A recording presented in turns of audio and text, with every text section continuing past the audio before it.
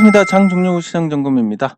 코스피 지수 상승 마감했습니다. 해외 증시 하락에도 불구하고 상대적 강세를 보일 거라고 생각을 했는데 그 부분이 시장에서 그대로 드러났습니다. 그건 제가 맞추고 틀리고 이런 문제는 당연히 아니고 지금 한국 증시가 연말에는 상대적으로 양호한 모습을 보이는데 이 배당 관련 프로그램 매수가 들어오는 부분이라든지 그리고 지금 미국이 이제 긴축 관련한 어떤 조치들을 취해가고 있는 상황이므로 어떻게 보면 미국이 가장 핫한 시장이고 이 시장을 꺾을 만한 조치들이 나오고 있는 상황. 그리고 한국 증시는 그동안 소외를 받아왔고 여기서 추가로 내려갈 만한 상황은 아니니까 오른 게 적으니까 당연히 잘 버티고 미국은 조금 조정을 받는 이런 걸로 균형을 맞춰가는 이런 과정을 밟게 될 것 같습니다. 그래서 큰 틀에서 균형이라는 시장의 움직임이 한국 증시의 상대적 강세를 야기할 것이다라는 거. 그 상대적 강세가 우리만 오른다 이런 거는 아니겠지만 상대적으로 덜 내리고 그리고 잘 버티고 그리고 기술적인 흐름도 그럭저럭 이 하방 경직성이라는 걸 보여주면서 여기서 기간 조정을 이어가는 요 수순을 밟게 될 것 같은데 그리고 두 가지 이슈 반도체 D램 가격하고 또 하나가 이 파운드리 사업에서 이 미세 공정 관련된 내용이 있습니다. 그래서 요 삼성전자가 지금까지는 제가 삼성전자에 대해서 부정적으로 말씀을 드렸을 겁니다. 시장에 올라도 삼성전자는 그렇게 크게 오르기는 힘들 것이다 라는 내용이고 그 부분이 지금까지는 어느 정도 실현이 됐는데 그럼 앞으로는 어떻게 될 것이냐라는 것에서 이 파운드리 미세 공정 관련한 좀 긍정적인 내용 저는 삼성전자가 이제 이 미세 공정 기술에서 TSMC를 넘어서는 어떤 계기가 나오지 않을까 이런 부분에서 시장에 활력을 줄 수 있을 것 같습니다. 삼성전자가. 그래서 코스피는 그런 관점에서 상대적 강세를 이어갈 수 있고 코스닥은 외국인 매도가 없으니까 또 상대적 강세를 이어갈 수 있습니다. 코스피하고 무관하게 코스닥은 외국인 비중이 낮고 시장 주도권이 외국인에게 있지 않다 보니까 그런 관점에서 코스닥이 상대적으로 선방할 것이다. 그리고 코스닥 시가총액 상위 종목들의 거품이 꺼지면 분명히 큰 충격을 받겠지만 만약에 버틴다면 상대적 강세는 오히려 코스피보다 더 안정적인 모습을 보여줄 수 있습니다. 가장 이상적인 건 거품이 빠지면서 저평가 종목들이 재평가를 받는 건데 아니 어떻게 된 게 한국 증시는 저평가 종목이 재평가되는 일은 잘 일어나지가 않습니다.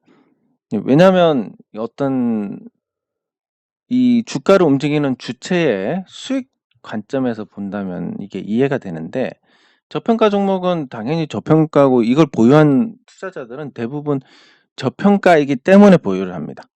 그러면 뭔가 주가를 움직일 수 있는 쪽에서 매수가 들어와서 이 저평가를 해소하면 팔아버립니다. 그러면 이 주가를 돈 들여서 올린 쪽은 주식만 왕창 갖게 되는 건데 저평가라고 보유한 투자자들이 팔고 나가면서 그 뒤에가 없습니다. 그러니까 저평가주를 사서 적정 평가로 올려놓는다 해도 남 좋은 일만 시키니까 이런 일이 잘 일어나지 않습니다. 그게 근본적으로 그러면 이런 이유가 생기는 근본적인 이유가 뭐냐면 시장 전체의 유동성이 그렇게 풍부하지 않기 때문입니다. 정부가 주식시장의 유동성을 풍부하게 하기 위해서 다양한 정책을 취할 수 있는데 그중에서 가장 쉽고 확실한 방법이 거래세 폐지입니다. 근데 이 거래세를 폐지를 하게 된다면 그 정상적인 투자자들이 수혜를 보는 게 아니라 이 거래 비용이 낮은 걸 이용해서 온갖 시세 변동을 통해서 시장에서 투자자들의 피를 빨아가는 그런 사람들이 많기 때문에 요게 이제 징벌적인 거래세를 유지를 할 수밖에 없는 구조. 이것도 역시 어떻게 보면 한국 시장의 시장 참여자들의 문제다라고 볼 수 있는데, 네, 그래서 구조적으로 이 문제가 해소가 되기는 굉장히 어렵다고 봅니다. 물론 선진국 지수에 편입이 된다면 외국인으로 인한 유동성이 채워지면서 이게 일부 해소가 될 수 있지만 그 이상을 기대하기는 어려운. 네, 그래서 시장이 이렇다는 걸 인정하고 이 나쁜 시장에서 저평가주는 영원히 저평가가 되고 시장 유행 따라서 올라가는 종목들만 남는다. 근데 그 유행 따라 올라가는 종목들은 그럼 왜 계속 올라가느냐? 저평가 종목은 적정한 투자자, 어떤 정상적인 투자자들이 보유를 하고 있습니다. 이 투자자들은 저평가를 넘기면 매도를 합니다. 여기서 더 이상 이걸 진행할 만한 동력이 남지는 않습니다. 왜냐하면 자기들 남 좋은 일 시켰으니까 자기 돈으로 샀는데 남들이 팔아버렸습니다. 근데 진짜 개떡 같은 종목들은 아무도 안 삽니다. 그러면 이게 매집이라고 하는 주식을 많이 긁어 모으는 게 가능합니다.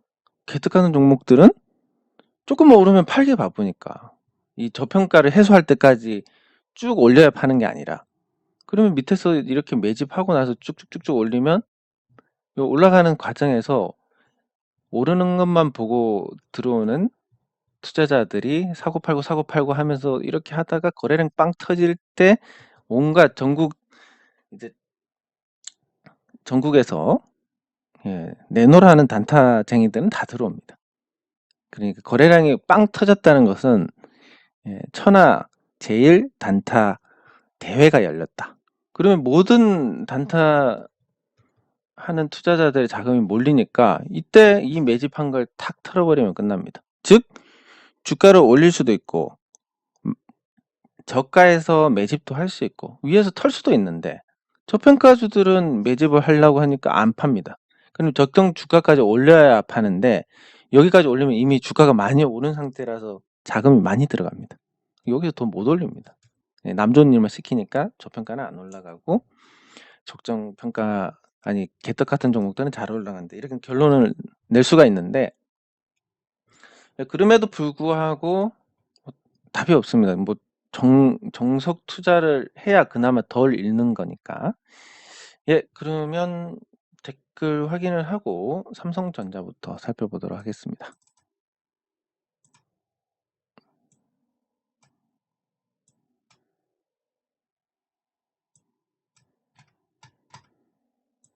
감사합니다.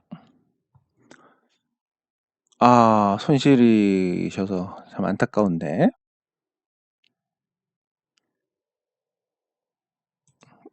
저는 여기서 제가 주식 투자로 손실을 보지 않았다라는 부분에서 어떤 이 노하우가 있다면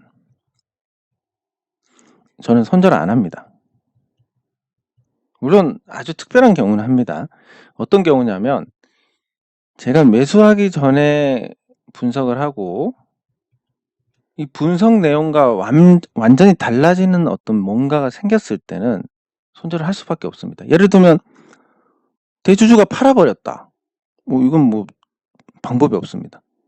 이 대주주가 팔았을 때 회사가 멀쩡하다. 그러면 더 사서 회사를 뺏어버려야지 이런 정도까지 되지 않는 이상은 대주주가 팔았다는 것은 뭔가 큰 악재가 있다는 겁니다.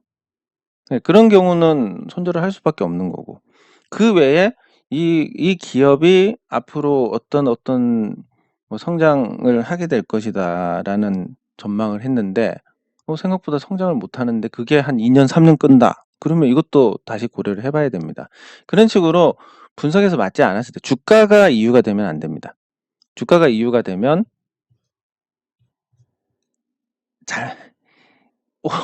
마음이 하루에도 12번도 더 변하기 때문에 이걸 손절해야 되나 말아야 되나, 더 사야 되나 말아야 되나, 이렇게 하루 종일 그냥 정신적인 고문을 받다가 거의 가혹행위를 당하는 거랑 똑같습니다. 그런 걸 당하다가 결국은 최악의 결정을 하게 됩니다. 이 손절도 아마 그런 마음에서 하시게 된 것 같은데, 그래서 필요한 부분은 뭐냐면 저는 이런 손절을 하지 않는다. 즉 손절을 하지 않는다라는 게 뭐냐면 손실일 때는 절대 팔지 않는다. 그럼 손실일 때 팔아야 되는 건 뭐 개인적인 어떤 자금 사정이거나 뭐 특별한 경우, 아니면 분석과 완전히 틀어진 어떤 내용이 있다라는 그런 부분이면 손절을 하는 거고, 아니면 손해 보고는 안 팝니다. 그러면 이 원칙, 손해 보고 안 판다, 이 원칙을 지키셨다면, 이런 원칙이 있고 지켰다면 아마 뭐 NHN 복수도 손해 보고는 팔지 않았을 거고, 대청솔루션도 손해 보고는 팔지 않았을 겁니다. 뭐 주가가 이렇게 올라가서 여기서 여기까지 먹으라는 건 사실 신의 영역이지만, 적어도 손실일 때 안 판다는 것은 사람의 영역입니다. 할 수 있는 거고. 그러면 그 기간 동안 뭐 한 1년, 2년이 걸릴 수도 있는데, 이 기간 동안 재미가 없어서 어떡하나. 주식 투자 재미로 하는 거 아니지 않습니까? 네, 그렇게 하나의 원칙은 만들어 가야 됩니다. 저는 제가 지금까지 주식 투자로 뭐 한번 낭패를 보긴 했지만, 지금까지 그래도 제가 주식 투자를 하는 데 있어서 가장 도움이 되는 원칙이 손실일 때 팔지 않는다라는 겁니다. 그러면 또 이런 반박이 나올 수 있습니다. 주가 고점일 때 손실일 때 팔지 않아서 이렇게. 그래서 저는 저평가 아니면 안 삽니다. 손실일 때 손절을 안 해야 되니까 이렇게 올라가 있는 종목은 못 삽니다. 물론 뭐 올라간 종목들 사서 더 올라가서 팔면 되지만, 내려오면 이 가격 안 오는데. 근데 저평가 상태에서는 뭐 더 내려가더라도 결국은 저평가를 회복하는 흐름들은 나오니까, 그래서 손실일 때 팔지 않는다. 그리고 그렇기 때문에 비싼 종목을 사지 않는다. 이렇게 연결이 됩니다. 예. 물론 제 방식이 다 적용이 된다고 보기는 어렵지만, 이 정도는 갖고 계시는 게 좋지 않을까 싶습니다. 네, 감사합니다. 감사합니다. 예, 감사합니다. 예, 감사합니다. 영상도 조금 제가 부지런 떨면 빨리 올려드릴 수 있을 것 같은데, 최근에 계속 외부에 일정이 있어가지고. 예, 감사합니다. 예, 그래서 계속 늦게 올려드렸는데, 어쨌든 사정이 허락하면, 예, 제가 이거를 제가 이거 언제 했더라? 제가 한 2008년? 8년에 자동 매매 프로그램을 제가 만들어 본 적이 있습니다. 물론 그게 어떤 거창한 그런 게 아니라, 뭐 이렇게 됐을 때 이렇게 되고 저렇게 됐을 때 저렇게 되고 이렇게 하면 어떻겠냐라는 어떤 이런 알고리즘을 짜봤는데, 모르겠습니다. 지금 시장하고 많이 다를 수 있지만 제가 말씀드린 이 방법으로는 돈을 벌 수가 없습니다. 왜냐하면 거래 비용 때문에 모든 게 막혀 있습니다. 거래세하고 수수료 때문에 이런 자동 매매는 해당이 안 됩니다. 그리고 이 자동 매매를 하려면 호가 하나에 충분한 매수 매도 물량이 쌓여 있어야 되는데, 그건 대형주밖에 해당이 되지 않습니다. 근데 대형주의 변동성은 낮습니다. 변동성이 낮은데 거래 비용은 똑같습니다. 이러면 안 됩니다. 그래서 방법은, 저도 옛날에 그런 접근을 했기 때문에 어느 정도의 어떤 생각을 하고 계신지는 이해를 하겠는데, 그냥 기분 상하지 마시고 들었으면 좋겠습니다. 시간 낭비니까 이런 거 말고 보다 조금 될 만한 부분에 시간 투자 노력을 하시는 게 좋지 않을까 싶습니다. 예, 감사합니다. 예, 그러니까 단타로 하는 거의 대부분의 방식들은 저 거래 비용 때문에, 예, 감사합니다. 거래 비용 때문에 거의 대부분 막힌다고 보시면 됩니다. 근데 그래서 그 주식 시장에서 뭐 난다 긴다 하시는 분들, 뭐 저보다 훨씬 똑똑한 분들도 계실 거고, 저보다 훨씬 더 주식 투자를 오래 하신 분도 계실 거고, 그런 모든 분들이 시도하다가 안 되는 게 단타입니다. 근본적으로 그 가장 큰 원인이 거래세에 있는데, 그 거래세 때문에 어떤 구조로도 단타로는 수익을 낼 수 없습니다. 근데 이미 다 결론이 난 걸 갖고 끄집어 와서 뭐 단타가 답이라고 하는 사람들이 있는데, 뭐 제가 생각했을 땐 그렇습니다. 뭔가 그 사람들 계좌 대부분이, 그렇게 주장하는 사람들 계좌 대부분이 정말 처참한 수준이 아닐까 싶고, 계좌 깠는데 괜찮던데요? 분명히 그런 사람들은 뭐 여러 계좌로 수익률 만들어 주기를 할 겁니다. 왜냐면 공개하는 계좌만 나오는 거지, 공개하는 주식 매매 내용들, 어떤 종목을 매매했는지 전혀 나오지 않습니다. 그러면 이 계좌로 단타 매매를 하다가 수익 나면 놔두고 손실이 났다, 그러면 이쪽 계좌에서 뭔가 조치를 해서 이쪽 계좌에 수익을 올려주는 그런 관리를 해 나가고 있지 않을까. 그런 관리를 한다면 이렇습니다. 투자금이 예를 들어서 계속 고정되어 있다, 그러면 굉장히 의심을 해볼 만합니다. 투자금이 수익 나서 계속 투자금이 늘어납니다. 그럼 이런 관리 따위는 통하지 않으니까 이해는 하겠지만, 돈을 계속 번다고 하는데 투자금은 똑같네요? 예, 합리적으로 의심을 해볼 만합니다. 예, 그렇기 때문에 뭐 자동 매매든 뭐든 거의 모든 종류의 단타 매매는 거래세 하나로 근본적으로 안 되게 돼 있습니다. 난 단타로 돈 벌었는데, 어쩌다 한번 딸 수는 있지만 이 확률의 영역이라는 것은 거의 신에 필적하는 그런 어떤 벽이라고 보시면 됩니다. 도박하러 가서도, 도박장 가서 난 돈 따고 나왔는데 라고 할 수 있습니다, 한 번은. 근데 빠친코 가서 계속 돌려보면 결국은 이 확률에 수렴하게 돼 있습니다. 그렇기 때문에 안 되는 방법이란 것은 하고, 그렇지만 안 되는 방법이긴 하지만, 여러분들 정부가 무조건 도박을 하지 말라고 막지는 않듯이, 난 장기로 보고 어떤 종목을 샀는데 뭐 갑자기 급등을 했습니다. 그럼 단타 하지 말라던데, 이런 건 아닙니다. 이런 거는 장기 투자하려고 샀는데 다음날 목표가가 올 수도 있습니다. 이럴 때는 감사하게 팔아주면 되는 거고, 또 어떤 목적이 저평가돼서 샀는데 갑자기 대선 테마주로 급등을 하네? 그럼 뭐 그걸 즐기다가 팔면 됩니다. 근데 그 즐기는 것도 결국은 테마가 붙기 전에 샀기 때문에 그렇습니다.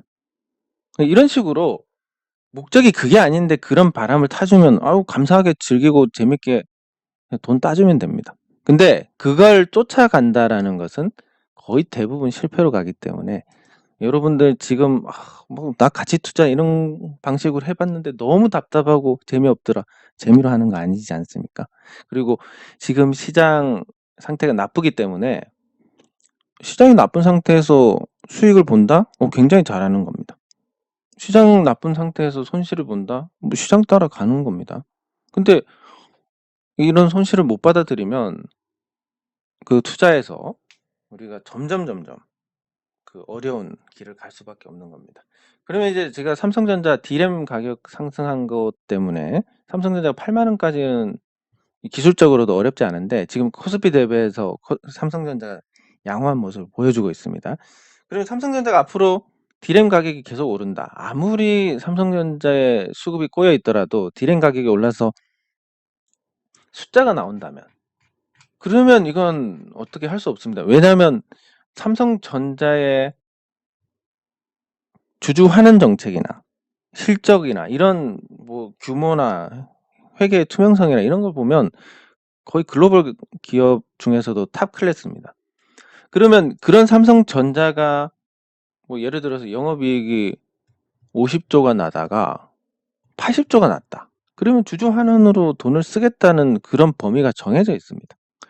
그럼 수급이 꼬여 있더라도 삼성전자가 올해 30조를 더 벌어서 한 10조 원을 쓰겠습니다, 10조 원 배당을 드리든지 아니면 자사주 매입으로 가겠습니다. 근데 아마 자사주 매입으로 갈 가능성이 큽니다. 소각하는 게 세금이 안 나오니까. 그러면 배당보다는 세금이 안 나오니까. 그러면 삼성전자가 돈을 더 벌어서 자사주 매입한다고 돈을 투입을 합니다. 이 돈은 시장에서 수급이 꼬인 걸 잠재울 수 있을 만큼의 돈입니다. 그 잠재웠던 전례가 삼성전자 주가를 보면 요 시기였습니다. 그때 파격적인 주주 환원 정책으로 삼성전자가 이 시점에서 주가가 상승을 했었습니다. 이게 그렇게 삼성전자가 상승하면서 지수 전체를 들어 올렸었는데 2016년 7년에 요것과 비슷한 상황이 만들어질 거라고 당장 뭐 판단을 하기는 어렵지만 코스피가 선방을 할 것이다. 해외 증시 대비해서. 그 선방을 할 것이다라는 부분에서는 충분한 근거가 될 수 있는 게 디램 가격 강세하고 또 하나가 이제 요 방식 그러니까 그 TSMC가 지금 3나노 요거 이것도 설명이 많이 들어가야 되는데 아무튼 미세 공정입니다. 미세 공정에서 TSMC가 3나노에 지금 양산을 준비를 하고 있고 삼성전자도 같은 3나노로 준비를 하고 있습니다. 일단 TSMC는 아직까지 기존 방식을 핀펫이라는 방식으로 합니다. 이게 너무 재미없는 설명이 될 텐데 그래도 이게 배경에서 필요하니까 앞으로 이제 요 삼성전자 관련해서 미세 공정 얘기가 많이 나오게 될 겁니다. 제가 생각했을 때는 한 내년 상반기 말 정도가 될 것 같은데 이 핀펫이라는 건 이제 원래는 이제 이 펫이 평판으로 이렇게 돼 있습니다. 그 이제 전자의 이동에 대해서 요런 형태로 돼 있고 제가 안 그래도 이런 설명을 잘 못하는데 근데 여기서 이제 그대로 아무튼 전자가 이동을 하는데 미세화될수록 이 전자의 통제가 어렵습니다. 그러면 이게 이제 간섭 현상을 일으키게 되고 불량이 생기게 됩니다. 그래서 나온 방식이 그럼 이렇게 통과하는 게 아니라 한 면에서 전자를 이렇게 이쪽 면에서 전자를 통제하는 것보다 차라리 이렇게 세워져 있으면 요쪽 요쪽에서 이렇게 통제가 되지 않겠냐 3면에서 그게 이제 핀펫 방식입니다. 뭐 조금 이해가 되셨을지 모르겠지만 전자가 여기서 이렇게 간섭을 받는 것보다는 이렇게 3면이 막혀 있을 때 그러니까 그림으로 그리면 요렇게 돼 있고 요렇게 그림은 못 그리는 편이 아닌데 요렇게 툭 튀어나온 형태로 요렇게 이건 이제 면이고 요렇게 툭 튀어나온 형태로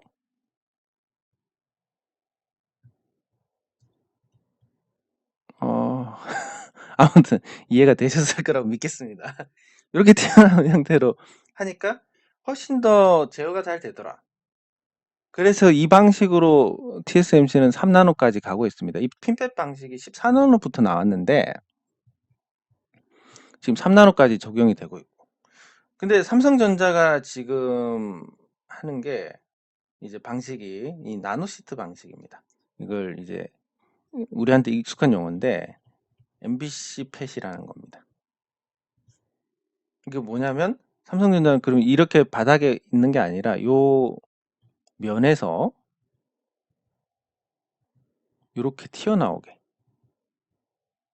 그러면 사면이 다 통제가 되니까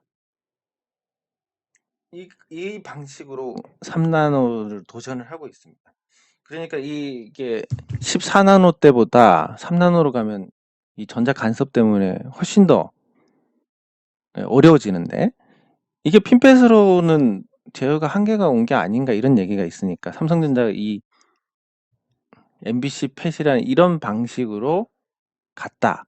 뭐 이런 다른 용어가 있을 겁니다. 근데 그냥 제가 이렇게 임의로 불렀으니까 나중에 혹시 찾아보시고 뭐 MBC 팻이라고 뭐 완전히 걔 무식한 놈 아니야 이렇게 하지 마시고 그냥 저는 그냥 익숙해지시라고 말씀드리는 거고 그래서 이게 이렇게 사면에서 전자의 어떤 통제가 가능하도록 구조를 짰기 때문에 삼성전자가 내년 상반기 말에 3나노에 성공을 할 가능성이 굉장히 높다고 봅니다.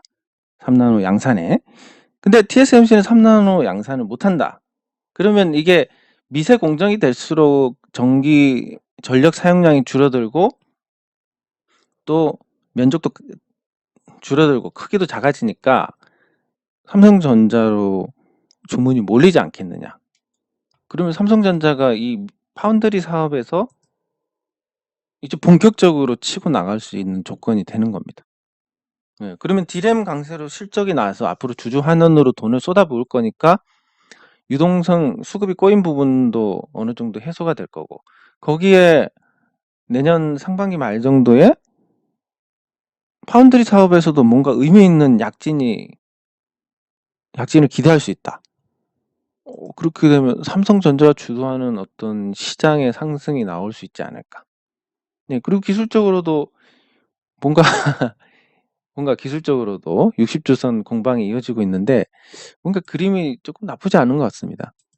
예, 그래서 삼성전자가 물론 8만 원부터 매물이 많기 때문에 시원하게 가지는 않겠지만 상반기에 우리 증시 전체가 기간 조정을 받고 잘 버틴다면 상대적 강세로, 그래서 삼성전자가 8만 원에서 매물 소화를 충분히 해놓은 상태로 내년 하반기로 간다면 시장이 한번 크게 준동하지 않을까 기대를 해봅니다.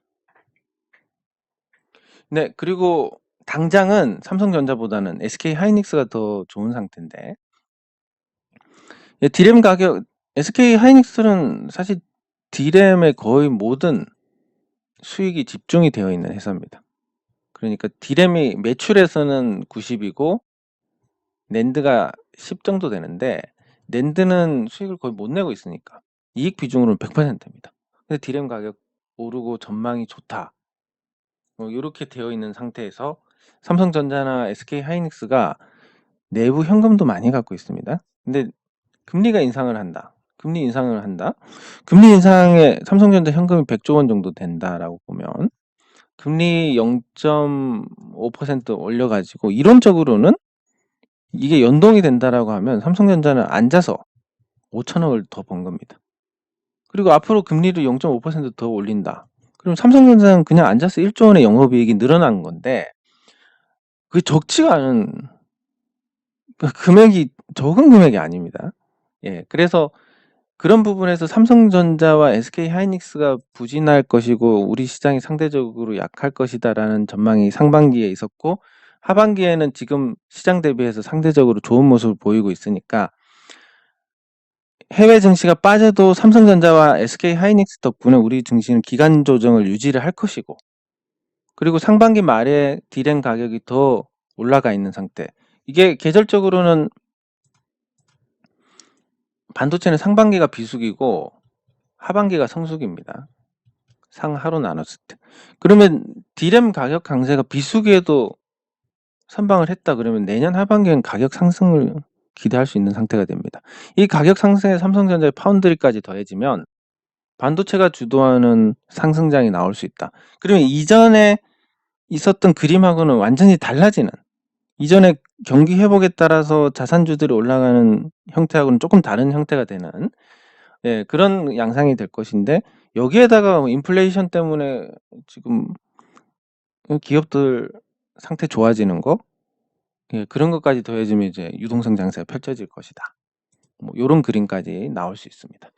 예, 그러면 예, 간단하게 생각해서 삼성전자랑 SK 하이닉스는 알겠는데 그럼 나머지 종목들은 어떤 모멘텀이 있느냐라고 보면, 뭐 아까 댓글에 대창 솔루션 이야기가 나왔으니까 대창 솔루션을 보겠습니다. 예, 대창 솔루션은 한번 시세를 내고 지금 조용한 상태인데, 뭐 사업적인 어떤 부분이나 그리고 앞으로의 전망이나 이런 데 있어서 개인적으로는 아주 잘 될 거라고 보고 있는 회사입니다. 그리고 3분기 실적을 보면 적자가 이어지긴 했지만 많이 줄었습니다. 매출도 133억까지 늘고 영업이익도 4억으로 줄었습니다. 영업 손실도. 네, 그래서 점점 이제 안정을 찾고 있는데 이 회사에 대한 가능성을 보자면 당연히 이 부분이 아닐까 싶습니다.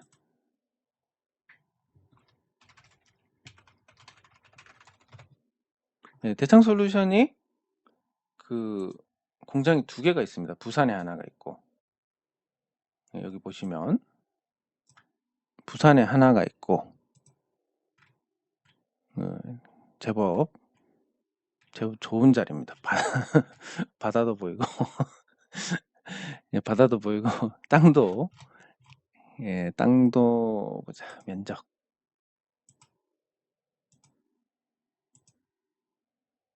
뭐 거의 10,000평에 육박하는. 예. 그리고 두 번째로 울주 공장. 단일 공장으로 이 공장이 아마 세계에서 예, 손꼽히는 규모일 겁니다. 그리고 이 공장 같은 경우는 뭐 모르겠습니다. 일단 대충 그냥 해보겠습니다.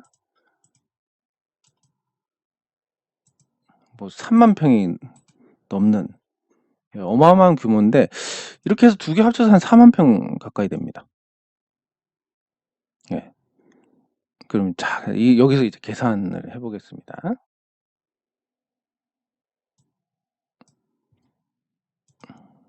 자, 공장 부지가 40,000평 있습니다. 근데 요즘 인플레이션 코로나 이후로 공장 부지 가격이 상승했는데 일단 광역시급 도시 안에 있는 공장은 매물이 거의 없습니다. 요즘도 매물 나오는 거 보면 거의 대부분 임대로 나오지 이제 매각으로는 안 나옵니다. 공장 부지가. 예.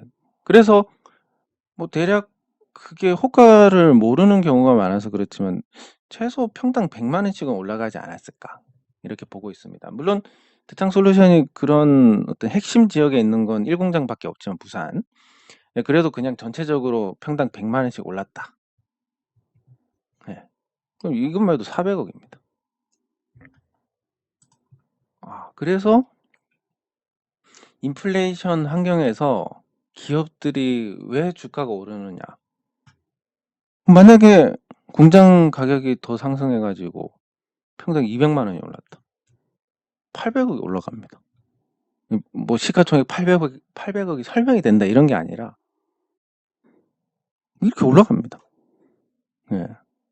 그리고 뭐 하나 더 예를 들자면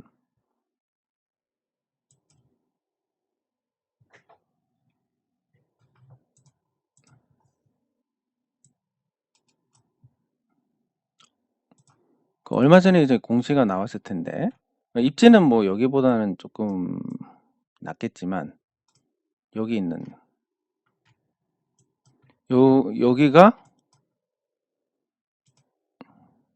여기가 효성 첨단 소재 공장입니다.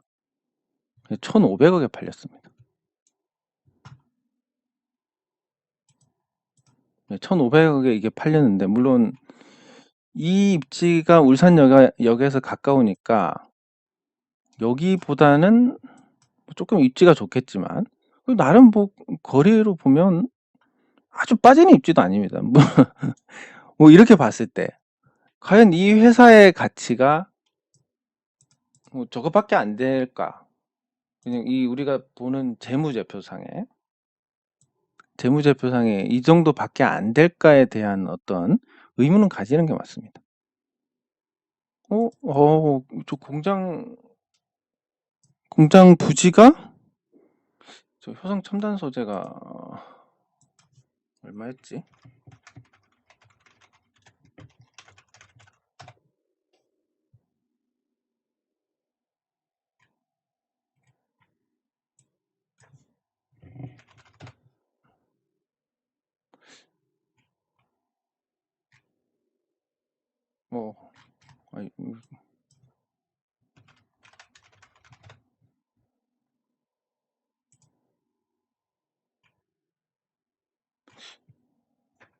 아니, 뉴스가 갑자기 여기 있습니다.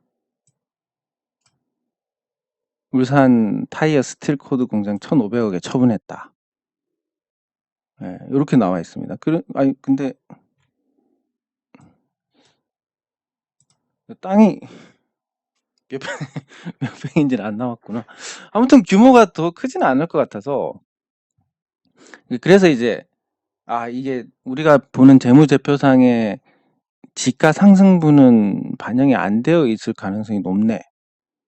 그런데 가격이 올라가면 앞으로 땅값이 계속 올라가면 근데 뭐 누가 살 사람이 있어 올라가지 이렇게 생각하실지 모르겠지만 새우깡 예전보다 먹는 사람 줄었습니다.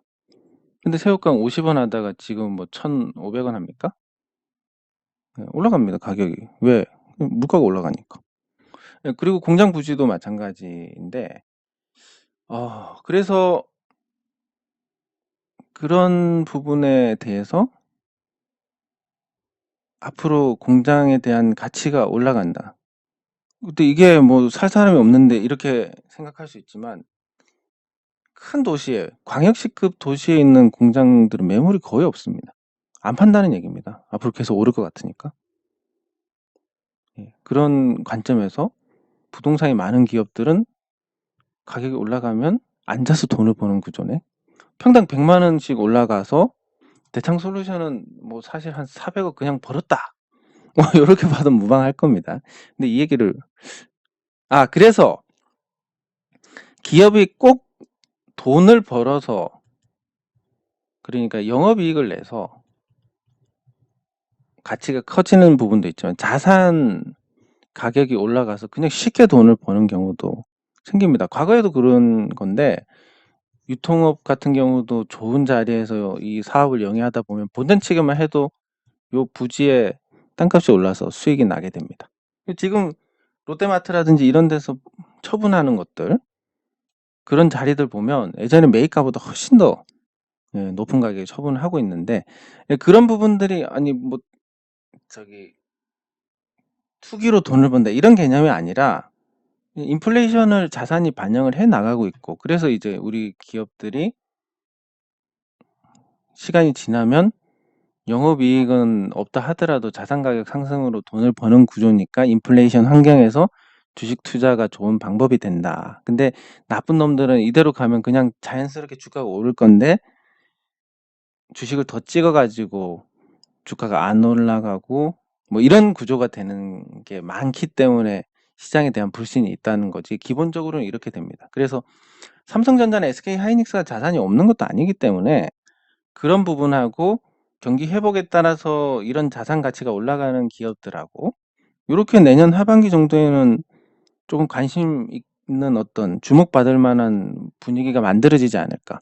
그리고 해외 증시가 하락하는 과정에서도 우리 증시가 잘 버틴다면 더더욱 그런 동력이 생기는 거니까, 그 부분에 관심을 갖고 시장에서 그럴 만한 종목이 있는지 찾아보시면 좋은 결과가 있을 것 같습니다. 장 종료 후 시장 점검은 여기서 마치도록 하겠습니다. 수고하셨습니다.